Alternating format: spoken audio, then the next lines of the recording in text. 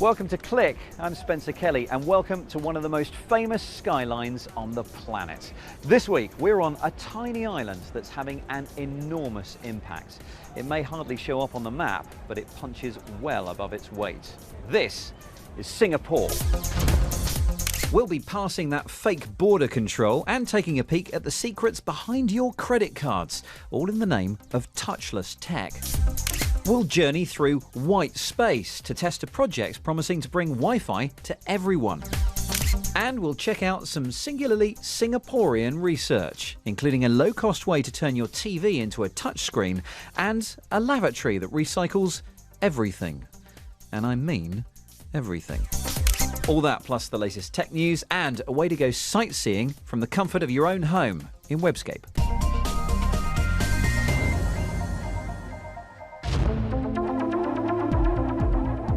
Time for Click to blast off from New Broadcasting House in London and head 6,500 miles southeast.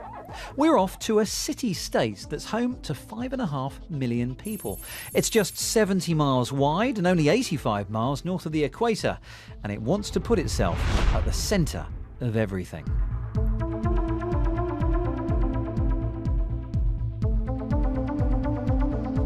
I think Singapore has always positioned itself as a hub, a meeting place for East and West.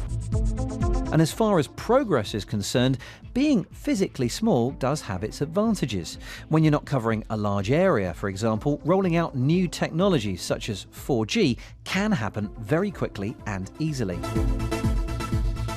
Connecting up the new high-speed 1 gigabit per second broadband service is certainly made easier when 80% of Singaporeans live in high-rise public housing like this.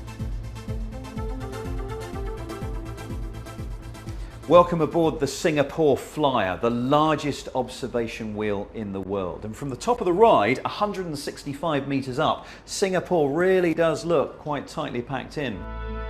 The city doesn't so much bustle as hum with activity, like an efficient machine. It's all part of a drive that's happened in the last couple of decades and which has created one of the highest standards of living in the world and a population where 9 out of 10 people here have a smartphone.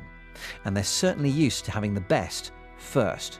I think 15 years ago, we wouldn't have so much new technology that we would see, say, in Akihabara in Japan or in South Korea. Today, a lot of the new products turn up on the same day as the US or in South Korea or in Japan. And it's not just the road and data networks which seem to work well here.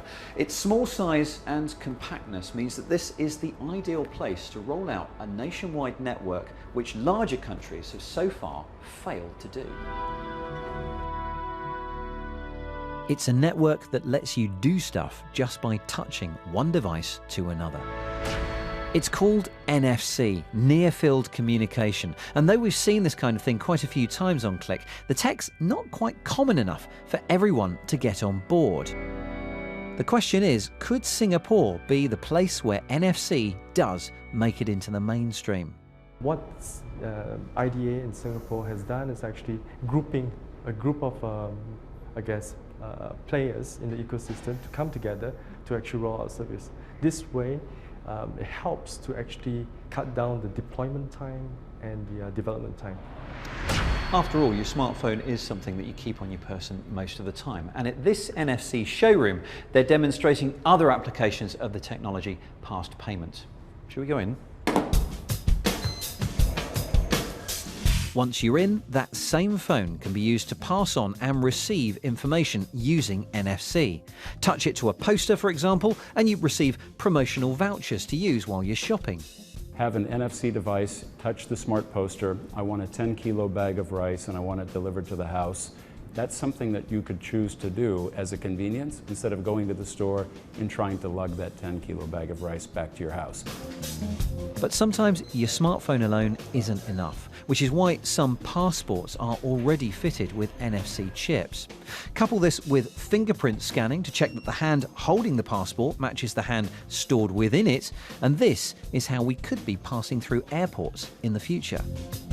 NFC is already a way of life here in Singapore.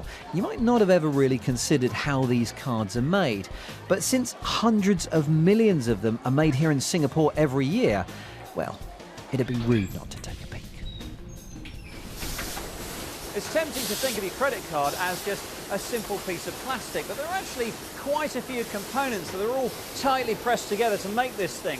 And that process happens here in what is a pretty confidential procedure. In fact, this place is so secretive that visitors are asked not to touch anything and to empty their pockets and not to come in with bags, mobile phones, data devices or cameras.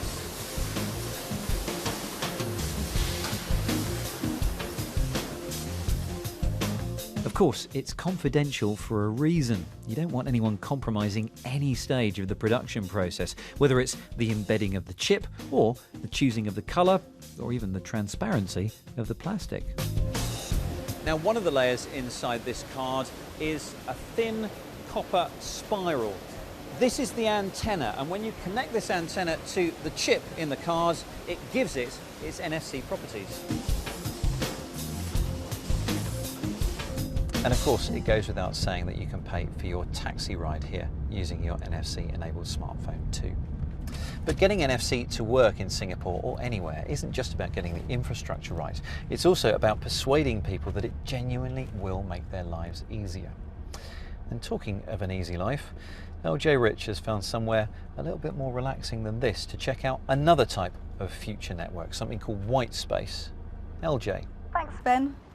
Yes, I am somewhere very relaxing. This is Gardens by the Bay, but I'm not just taking it easy. I'm here for a reason, and that reason is all about being connected in a public place.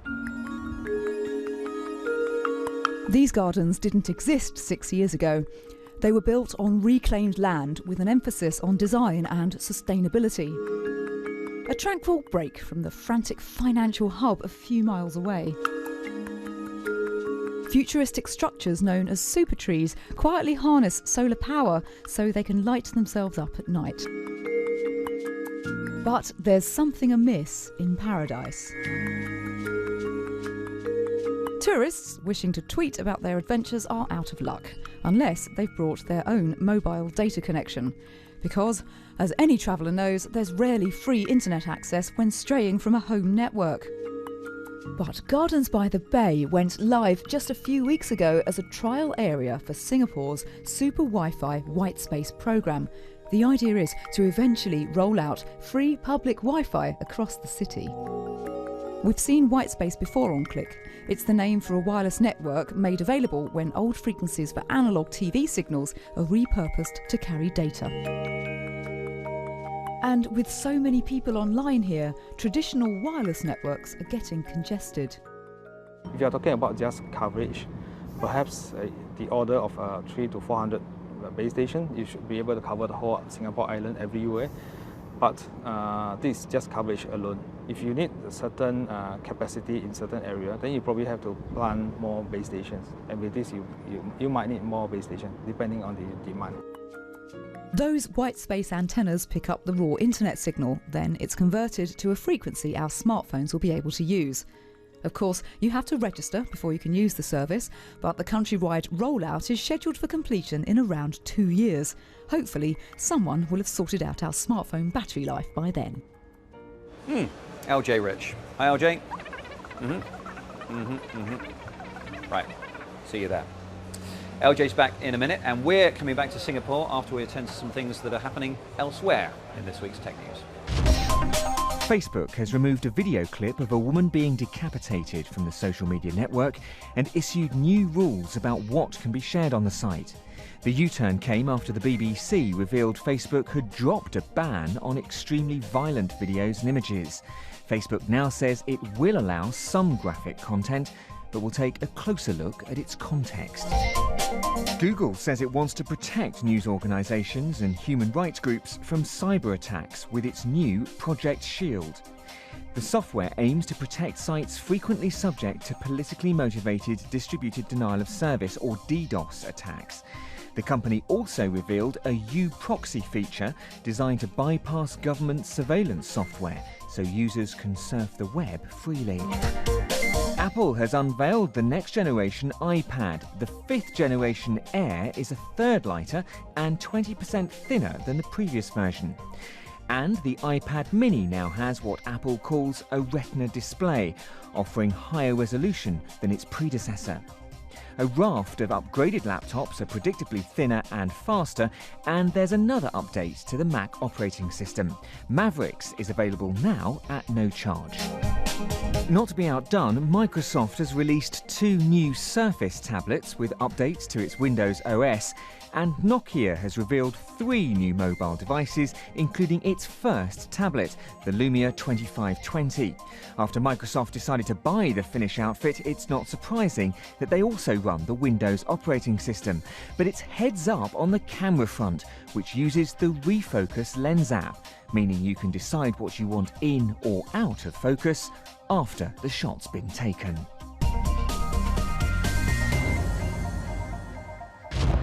Did you know there are more millionaires per head in Singapore than any other country on earth? And that is the financial district of the country. But it's not all about making money here. There is a flourishing academic scene too. And LJ Rich and I have been to the lab. This is Nanyang Technological University, and it's full of labs. Inside its impressive architecture, there's some equally impressive thinking going on. The question is, how do you find the research that's really going to change lives in amongst all of those weird ideas that will never really catch on? Well, this is the place that developed a real invisibility cloak, which might be a bit niche. But some trends, specifically tech that could change how we behave, are quite easy to spot. Goodo. Right, what you got first? First up, sitting in traffic is part of driving in this densely packed island. So this traffic prediction project takes GPS data from a large taxi company and uses it to predict where things get bunged up. Only the problem is, as traffic gets heavier, this conventional data analysis starts to fall apart. Cars driving closely together start to behave more like a liquid. The roads are like pipes. So the programme switches to a physics-based model using fluid dynamics. If you look at the top here, it's just coming up to rush hour and, well, predictably, we've got lots of red bits there. Those red blotches mean that traffic is moving between 10 and 30 kilometres an hour, i.e. quite slowly. At the very bottom here, we've got what's called the prediction error, and this is showing how accurate the prediction data is. As you can see there, lots of blue means pretty good. Now, like the weather, the further into the future you predict, the less accurate the result. And for a big city, you'll need a lot more sensors, and you'd probably have to break the city down into smaller areas. This tech could affect our journeys if scaled up. Pretty good, eh? Well, efficiency is important, especially in a place like Singapore. In fact, as well as traffic issues, this place's compact nature has drawn other environmental issues to the fore. It needs to save energy, reduce waste and save water, most of which it currently imports from Malaysia. Well, one team here at NTU has a grand plan to make our towns more sustainable by creating localised waste treatment centres which take all forms of waste from nearby housing and convert it into energy. And that's why I find myself staring down a toilet. Yep, researchers have found that pretty much everything that goes down here can be turned into something useful. Now, the process works best if you can keep solid and liquid separate. Hence, this has been dubbed the no-mix loo, with the bowl divided into sections to keep one away from, well, two. Solid waste is mixed with food waste from our rubbish bins to produce biogas, which can be used for cooking and to generate electricity. And the leftover water from this process is used to grow microalgae, that's the green stuff, which in turn produces biodiesel. So, only one question remains. How would we take to a toilet that requires, shall we say, a little more discipline? Well, the first one has been installed in the university itself. So, it's time for me to try it out.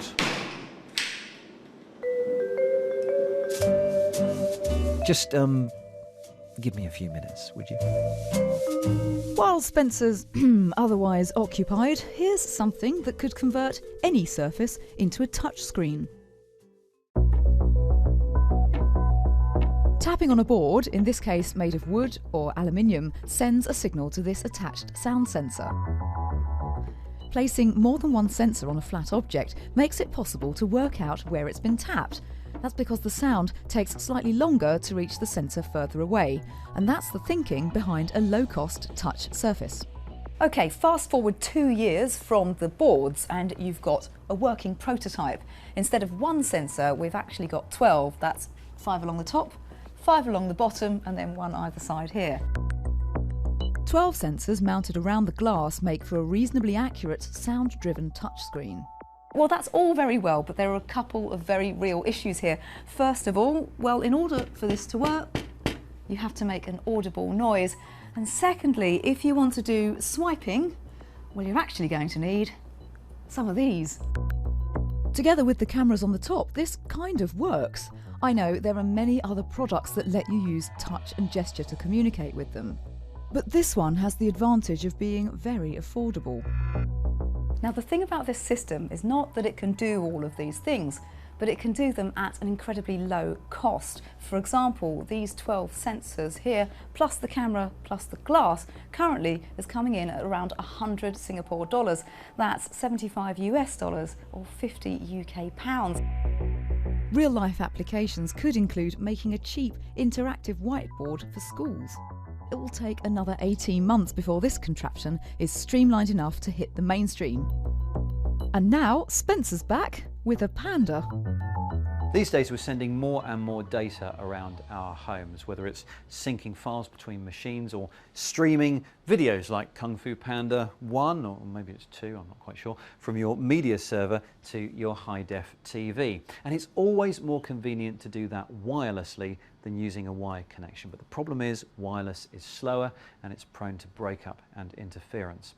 And that's why the team here have developed something they're calling next generation Wi-Fi, which means the Panda is being streamed wirelessly to this prototype box here and this TV over a channel that has between 2 and 4 gigabits per second of throughput, and that's more than enough to completely stream a high-def movie or even a super high-def video up to 4 or even 8K. Now, at the moment, the team have got this technology up to a range of 8 meters, which means the transmitter sending this video feed is just down there at the end of the hall. Another restriction is that this system is line of sight. It is extremely directional, which means you do have to point the transmitter at the receiver for it to work. And if anything thicker than a piece of paper breaks the beam, the signal's lost and the Panda freezes, as you can see. But the team are hoping to get around that problem by helping the signal to get around the problem, by bouncing it off of a wall, for example. Now, in the future, they hope to get the range up high enough so that you can send data from building to building, creating a kind of mesh network over part of a city. And they think that version of the technology might be ready within the next year, well in time for Kung Fu Panda 3. Talking of which, we're done here. Let's hop back to Click Towers to find out what Kate Russell has in store for us this week in Webscape.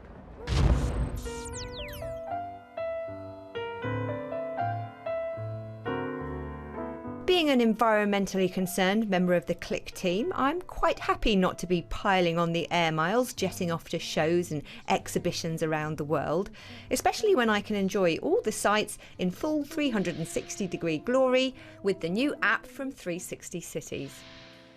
But the world goes round.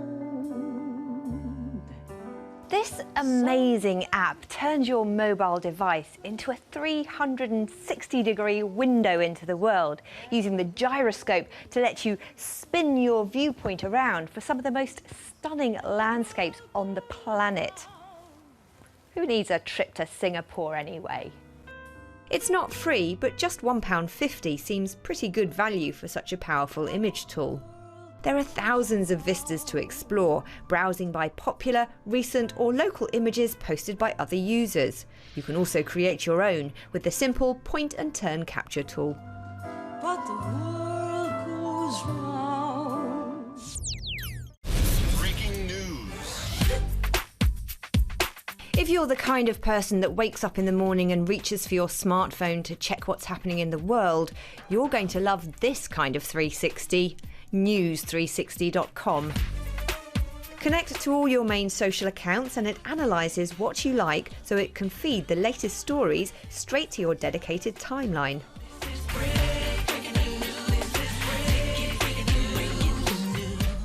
Social networks are a great way of discovering news on topics that interest you and your friends, but you don't always want to get drawn into the general chit-chat.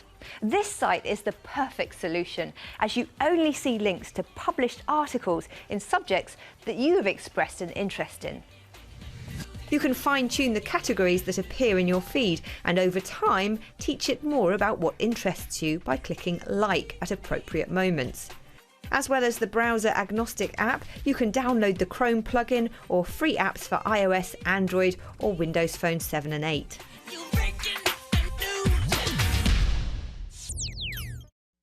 My name is Ted Ed, and I am a symbol for both the TED Ed website and the billions of videos available to you for free on the website known as YouTube. Now, this site lets you turn any video from YouTube into a complete lesson, adding context, objectives, questions, extended notes and resources links or discussion topics to really engage students in the lesson being delivered by the video clip. TED has been going since 1984, originally a conference designed to bring together the greatest thinkers from the worlds of technology, entertainment and design. The name has become synonymous with mind-expanding lectures and world-changing ideas, and this education initiative sits perfectly inside that ideal. Anyone can visit the site and enjoy the flipped lessons already posted by the community, either by subject or just delve into the best clips as voted by site users, which are updated daily. You're never too old to learn something new, and this is a totally inspiring place to start. What if people think I'm awful, that I'm an idiot? That fear of being seen as an awful idiot is a threat reaction from a primitive part of your brain that's very hard to control. It's the fight or flight response. BlackBerry has been struggling for some time now, last month laying off 4,500 staff and agreeing in principle to a takeover deal.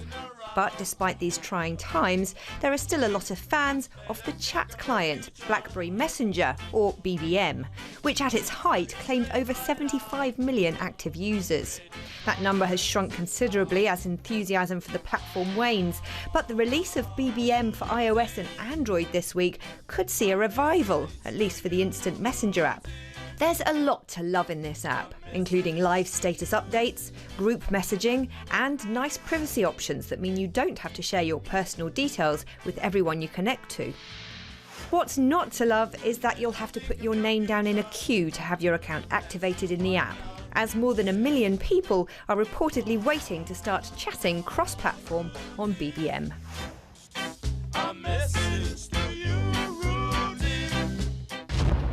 Thank you, Kate. Kate Russell's Webscape. And if you missed any of those links, you'll find them all at our website, bbc.co.uk/click. And if you'd like to contribute to a future Webscape or comment on anything that you've seen in this week's programme, then get in touch. Email click@bbc.co.uk. You'll also find us on Twitter, Google+, and Facebook too.